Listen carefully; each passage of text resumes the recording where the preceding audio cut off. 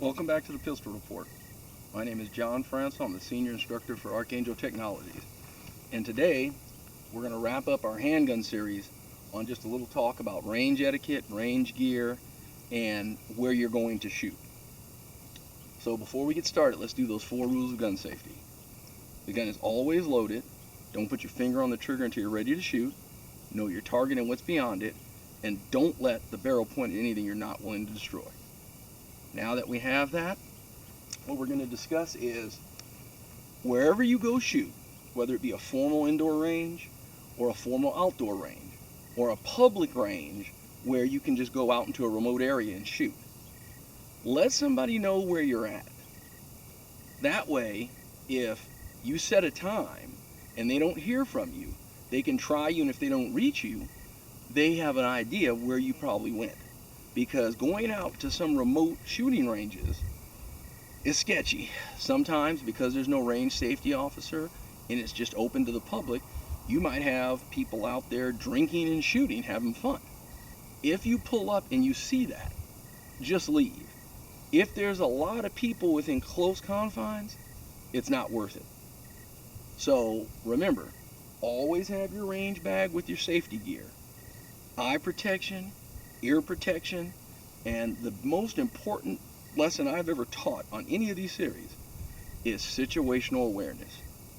Know where you're at, know how to get back, know how to tell somebody where you're at. So if you call 911, make sure you kind of have an idea where you're at. That'll speed up help getting to you. Always make sure if you're at a remote shooting spot and you don't happen to see anybody out there shooting, just remember, if that's your only primary weapon is the one you're training with, at least have an extra magazine or a speed loader or some factory ammo in your pocket or something, so that if something goes wrong, or if somebody's been waiting to find somebody out here shooting so they can rob them or something, you have a means to at least protect yourself if need be. So what I suggest is you just take a spare magazine or spare ammunition and put it in a pocket or out of the way where you can get to it in case you really need it. And don't shoot that for training. Always use good factory or good reloaded ammunition. When you go and carry for your self-defense, make sure it's a good factory, well-known brand that is meant for self-defense. Also, when you first arrive at a range, the number one thing is to make sure you bring that firearm in there safely, whether it's in your bag or in the factory case.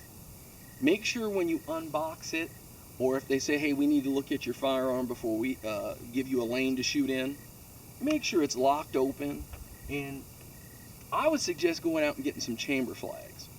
They're inexpensive, and as soon as you open your gun case and they look at it, they know you know what you're doing, because now this firearm is not in a condition that is dangerous. No magazine in it, chamber flag, slide is back and out of battery. And so even if you don't have a chamber flag, the best thing to do is to have it locked open.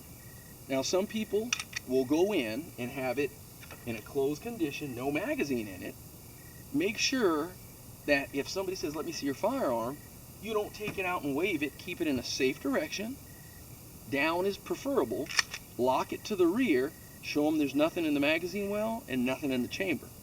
They will appreciate it, and it's much safer for everybody involved. So other than that, with a revolver, same principle. If it's in a bag or case, keep it in a safe direction. If it's in a zipped case, make sure you sit it down with the barrel in a safe direction. When you take it out, don't put your finger on the trigger. Immediately pop it open, put your fingers through it, and let them see that it is empty. And they might even ask, well, what kind of ammunition do you have? You can show them the box, or if you know it, and let's say you have reloads, you can say, well, they're my own reloads. But be cognizant that there's aftermarket ammunition boxes that are reusable that are great. Even the ones that your ammunition come in from the factory or store, you can reuse those, but they're kind of flimsy. If they get wet, they're going to fall apart.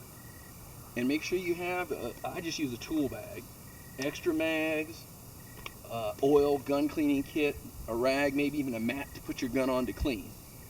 And so if you would like some formal training, go ahead and contact us through the website. We will travel to your region depending on the number of people in your group. But until we start our new series, thank you.